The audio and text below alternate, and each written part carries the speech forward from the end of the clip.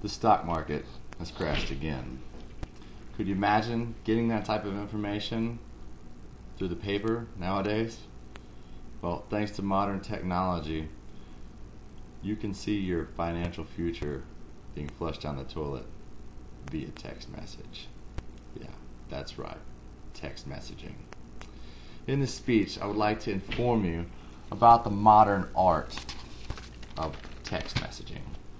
Now, I know that at least 75% of you are aware of text messaging or have used text messaging in the past. I know I am. I have used it so much, in fact, that it's cost me quite a bit of money in bills before I realized I might be addicted to text messaging. In this speech, I would like to go over the brief but profound history of what is known as the text message and where the text message is now and where it will be going in the future. First, let's start out with the history of the text message. Text messaging is also known as SMS, Short Message Service. It is a communication service that allows owners of cell phones to communicate with each other by way of text to one another. SMS, or text messaging, was started by GSM, which is also known as Global Systems for Mobile Communications. It's actually estimated that 80% of all the world uses GSM. At first, the text messages were able to be sent in an infinite amount of length. This obviously had to be shortened down. They started to use 160 characters as the format because the signaling formats of cell phones, that's the only thing it would accept. Now, although there are hundreds of people or companies that like to lay claim to the fact that they were the first creators of the text messages, it is more likely that it was through the efforts of hundreds of people that the modern text message is the way it is now. But one thing that can be said is that NASA was most likely the first organization to use text messaging. They sent a message to about 7 million pagers in the form of numbers that resembled letters, turning it upside down so people could read a message. Now, these are all just the first very modest beginnings as what we now know as the monster, the text message. Next, I would like to go over where the text message is today. In the past, I would go into work to pick up my schedule. Now, thanks to text messaging, I get it to my phone by means of a text. Today, text messaging is the most widely used form of mobile data service. It composes around 35% of all mobile phone usage. In Europe, 85% of people with cell phones use text messaging. In America, 40% of all people use text messages.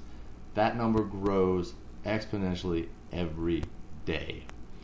It has been said that text messaging industry has become so large that $81 billion are accrued annually by the companies. Text messaging is used to send stock info, schedules, up-to-date analysis of your favorite sports teams, sports games, fashion magazine articles, ringtones, etc. One of the favorite things that my wife likes to do, she loves American Idol. How else do you get to tell the judges who your favorite American Idol contestant is? You guessed it, text message. It's said that today 400 million text messages are sent every day in the Philippines alone. Now, there are so many good uses of text messages and the capabilities that they bring to us. It makes it very convenient for us today. But with that said, there are many bad sides to text messaging as well.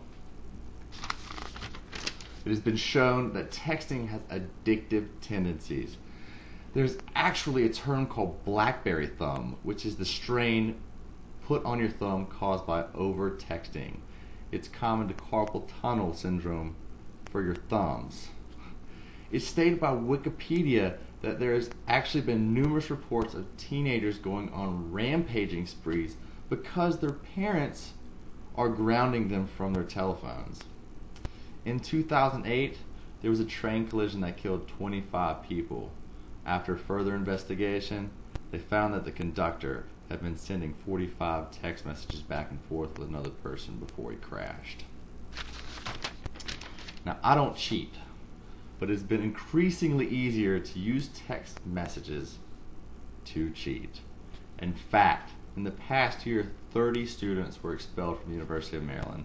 Another 26 were expelled from a university in Japan because they were using text messages to send each other copies of the exam. Also, there's been this new thing called sext messaging, which is the use of text messages to send explicit and unwanted sexual content to other people who are unaware of what they're receiving. Finally, I would like to go through the future of text messaging. Even though there are many bad new things that are out there being developed, there are also very many good things being developed. Police are inventing systems that allow them to send text messages out to people to warn others about dangerous people on the loose, missing children, and other great applications. Many politics will be handled over text messages. I know that's scary, but yes, it is coming. They are actually working on making divorce legal in Malaysia by way of text, which is probably one of the most cold-hearted things that you could do to a person. Here's one of the coolest things. Are you thirsty and don't have any money? Well, do you have a cell phone? If you do, you're in luck. All you do is you send a text message to the machine. The machine will vend out your Coke or your Pepsi or your Sprite and just send your phone bill a bill for that Coke. Wow. That's the type of technology that they're working on in Japan right now. These type of applications are going to take text messaging into the 21st century. The future of text messaging is limitless, and we will only be able to tell in time. So, we have gone over how text messaging has developed, its humble beginnings. We've looked at how texting is applicable today and its great convenience. And probably the most exciting thing, though, is the text messaging and where it will go in the future and the cool ways we will be able to use it. I hope that you use text messaging carefully and wisely, and maybe next time that I give a speech, I can send it to you by way of text.